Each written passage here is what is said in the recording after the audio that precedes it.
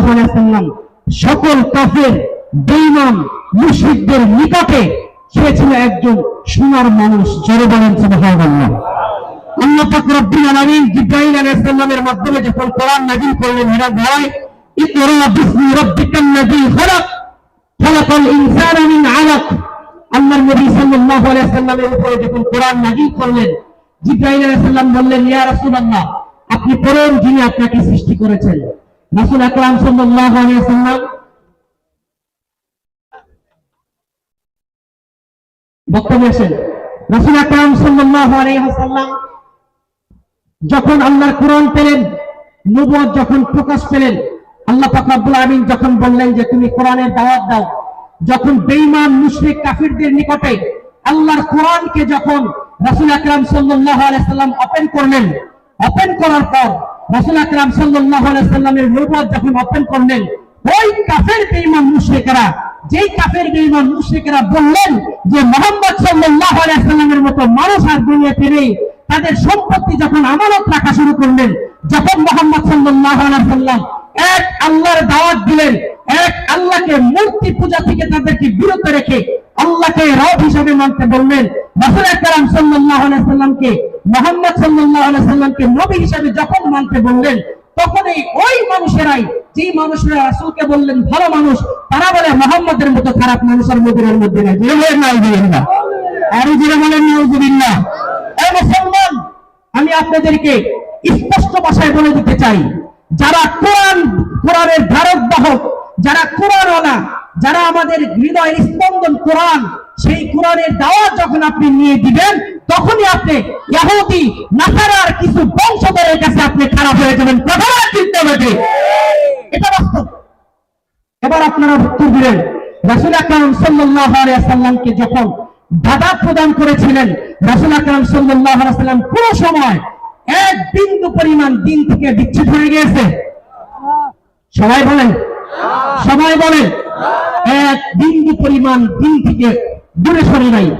রাসূল আকরাম সাল্লাল্লাহু আলাইহি ওয়াসাল্লাম যখন আল্লাহর নবী সাল্লাল্লাহু আলাইহি ওয়াসাল্লাম দ্বীনের দাওয়াত যখন দিতে যায়, কাফের বেঈমান মুশরিকেরা তাদের বিরোধিতা করা শুরু করে। কথা বলেন ঠিক না ঠিক? আল্লাহর জমিনে আল্লাহর দেওয়া কোরআনের আইন জারি করা হবে। এক আল্লাহ যিনি সৃষ্টি করেছেন, সেই আল্লাহকে রাজি খুশি করার জন্য কোরআন পড়ানো হবে। এই কোরআনের প্রতি, এই দ্বীনের প্রতি কাফের বেঈমান মুশরিকেরা বাধা দিয়েছে কি দেয়নি? সবাই বলে বলুন, দিয়েছে। আজও পর্যন্ত কিছু মানুষ এক সূরাতে ঢোকা দিয়ে আল্লাহর কোরআনের কথার বিরোধিতা করে। কথা বলেন ঠিক না ঠিক? এটা বুঝতে হবে, আল্লাহর জমিনে আল্লাহর দেওয়া কোরআনকে প্রতিষ্ঠা করতে হলে মার খাইতেই হবে। কথা বলেন ঠিক না ঠিক? আল্লাহর নবী সাল্লাল্লাহু আলাইহি ওয়াসাল্লাম যেরকম ভাবে মার খেয়েছে, রক্ত রঞ্জিত করেছেন, তারপরে দিন থেকে পিছপা হননি। কাফের বেঈমান মুশরিকরা যখন রাসূল আকরাম সাল্লাল্লাহু আলাইহি ওয়াসাল্লামের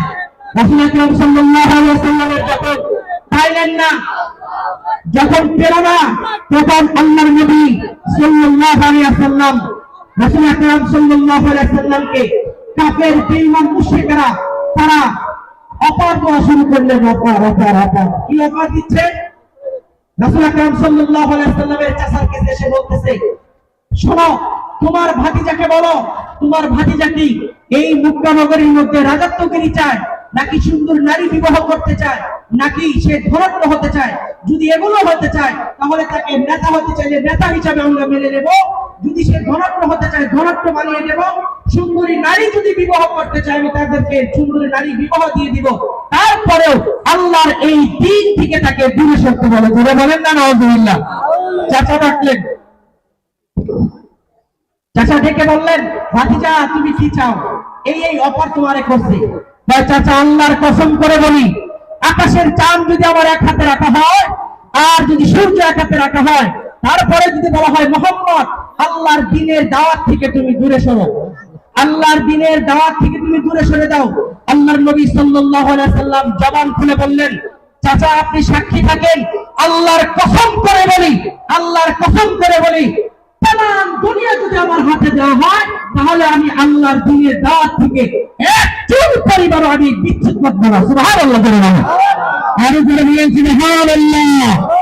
সম্মানিত হাজিরিন, এই জন্য দিন প্রচারের ক্ষেত্রে আমাদের যত বাধা আসুক না কেন, দিন প্রচারের ক্ষেত্রে আমাদের যত বড় হুমকি আসে না কেন, সেই হুমকিতে আমরা মুখে দেওয়ার জন্য কে কে রাজি আছে? দুইটা হাত থেকে আল্লাহকে দেখা দেন।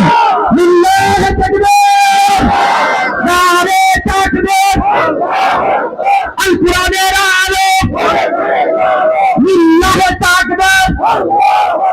দ্বিতীয় বক্তার আগমন, আলহামদুলিল্লাহ, সুবহানাল্লাহ। এই পর্যায়ে আপনাদের সম্মুখে কোরআন এবং হাদিস থেকে